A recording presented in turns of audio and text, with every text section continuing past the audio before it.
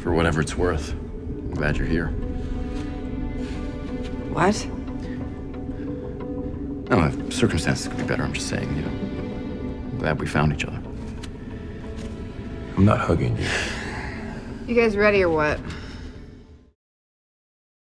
Hopefully you had a chance to watch most or all of Defenders by now. We will be talking about pretty much everything, but they reveal most of the big twists about where the hand came from, what their ultimate goal is, how they're using all this Iron Fist mythology to tie everything together in the Marvel Netflix universe. This wasn't intended to be too much of a review video, but I will say that they have about 4 episodes worth of content and story that they stretch out into 8 episodes, which is kind of what they did with Iron Fist. They kind of did that with Luke Cage as well, so that seems to be a running theme with the Netflix shows. So hopefully they can fix some of that when they get to the next seasons, but I think they're tuning things as they go along. I've already done that video about the actual end tag with Daredevil, so I'll post a link to that at the end of this. But as for the final fate of the 5 fingers of the hand, they said that this was intended to be the wrap-up of their storyline. So they introduced them during Daredevil Season 2, then we met a couple more fingers of the hand during Iron Fist. So they basically want to get rid of the hand as a villain in the Marvel Netflix universe, and that was the point in killing or making it seem like all these members were dead.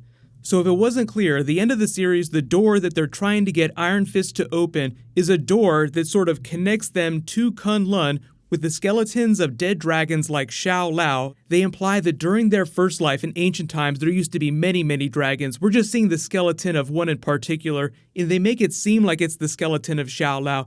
But Madame Gao is the one that says the dragons used to roam the skies, so it just means that there used to be a lot of dragons. Shao Lao is the one that Iron Fist got his powers from, just like in the comics. So the whole idea is that this is all this Iron Fist mythology that they're blending with Daredevil in the Hand, because in the comics, the Hand is a completely different group, they have completely different origins. So to explain the origin of the Hand in the Defenders universe, you have 5 people that originally traveled to Kunlun when they had first started to study Qi in the nature of life. So as the monks learn to harness this power, you have 5 people who want to use the power to live forever. They leave and become the 5 fingers of the hand. They don't say exactly what the date was when they left Kunlun or where they all come from specifically, because they all look like they came from around the world. But I think because they all came from cultures that had developed to a certain point, you can assume that they're thousands of years old, but not tens of thousands of years old. One of the really good examples is Alexandra referencing the dish of food that she ate in Constantinople that they make for her in the restaurant. Oh, it's just as good as when I ate it in Constantinople. That city was founded in 330 AD. So let's just say she's a couple thousand years old, and she's just been regenerating over and over this time. Like, death has not been a big deal for them, because we learned that the liquid that they dip people in is actually made from the ground up bits of the dragon bones. So the idea that they're mining the material, they don't say exactly what it is. It's material taken from the fossilized remains of the dragons. So they're literally cannibalizing the dragons to live forever. That's the whole idea. There are some demons in the comics that do this. They try to eat Shao Lao's dragon egg when it's still getting ready to hatch.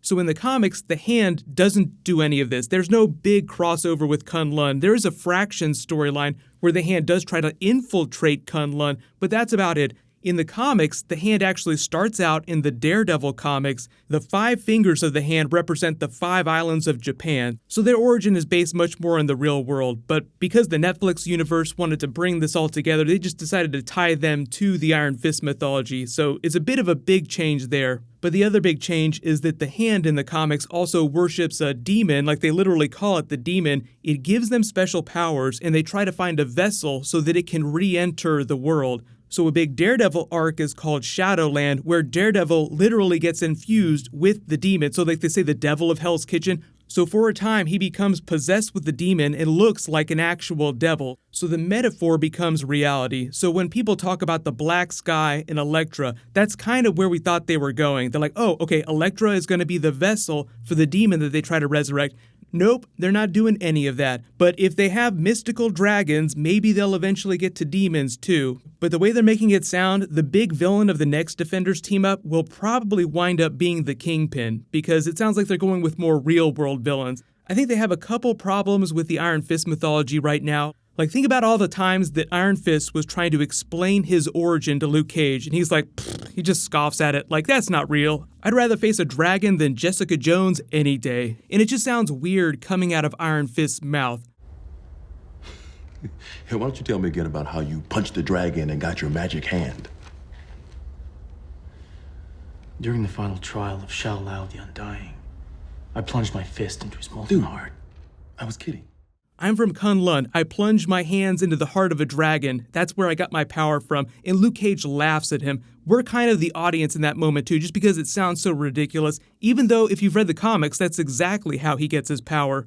So I think it was brilliant in using Iron Fist as the MacGuffin of the season. He's the most powerful character in the universe. He just doesn't know it yet, like he's only halfway to being the full version of Iron Fist. He can't light up both of his hands yet.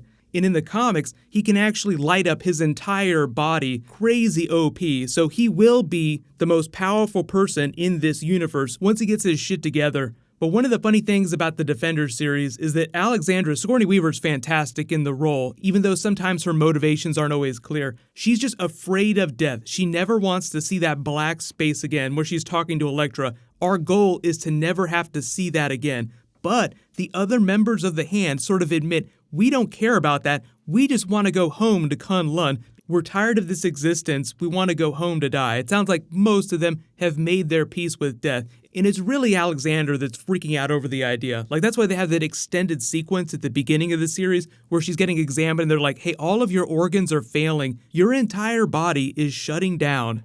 But hopefully that explains a little bit about the Hand's origins in the Netflix universe and what they were trying to do. That's why I feel like there was a lot of disappointment with the ending because, they open the door and you expect to see Kunlun or some big fantastic thing, and it's just a small cave with a dragon skeleton that they then collapse the building on top of, and that's the end of it. So it's like, wait a minute, they were just trying to open the door? They just want to go home? They have this giant worldwide organization, and all they want to do is go home. So yes, I will say that's a little bit lame, and some of their motivations weren't always clear. It didn't always feel completely consistent. But the thing is that Defenders was planned out way back when Netflix first ordered Daredevil Season 1. They ordered 60 episodes from Marvel, and that was intended to be the original 4 series and then the Defenders team up. They didn't plan for Punisher originally, but since that time, they've completed Phase 1 of Defenders. They've already ordered 75 more episodes. So that's basically one more season from everybody in addition to a season of The Punisher. So that's probably what will happen, and what you'll see in the way that they started the Hand out during Daredevil is that you'll see the big villain, which I think is going to be the Kingpin for Phase 2. You'll see him rise during Daredevil Season 3 and become the big bad of Defenders Round 2. Then when they get to Phase 3, they'll introduce another villain. It'll be a slow burn across all 4 series. But the other big change too is now we're seeing more crossover with the characters to each other's series. So Jessica Jones on Luke Cage, vice versa. Daredevil popping up on Jessica Jones Season 2 maybe. And everybody wants to know about the Punisher crossing over. So I think after the first season of every show, all bets are off. It's a little bit easier once they're established. So it sounds like Punisher will largely be self-contained. Karen Page is confirmed to cross over, and like Misty Knight was confirmed for Iron Fist Season 2. For everybody that's hoping for Daughters of the Dragon with her bionic Stark Tech arm. They have all this really awesome stuff going for them. All the actors are fantastic. Even Finn Jones is actually doing much better as Iron Fist. So whatever was going on behind the scenes with that, it sounds like it'll be a lot better during Season 2. But it definitely feels like they're having problems with the serialized story. Because when you serialize things like this, you burn through plot much, much faster than you would in a normal network TV show. And it might be the case that the writers are coming from network television, so they're just not used to burning through this much story this quickly. So hopefully they'll tune things better for future seasons. So Netflix has data that says that people prefer to see Iron Fist with Luke Cage. So hopefully they'll listen to that and they'll make a Heroes for Hire TV series.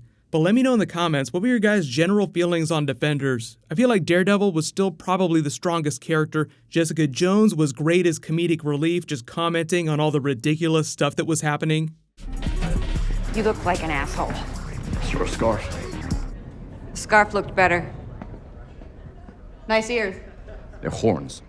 They haven't dropped another Punisher trailer recently, but I will add links for that in the description. Congratulations to the latest giveaway winner, Ashutosh. Please private message me on the back end of my channel so I can get your contact details. What'll happen next is there'll be some more DC, some more Defenders, Easter eggs, and more Game of Thrones this weekend. So while you wait for everything, you can click here for that Daredevil Season 3 teaser trailer, and you can click here for brand new Game of Thrones. Thank you so much for watching. Everybody stay awesome. I'll see you guys tonight.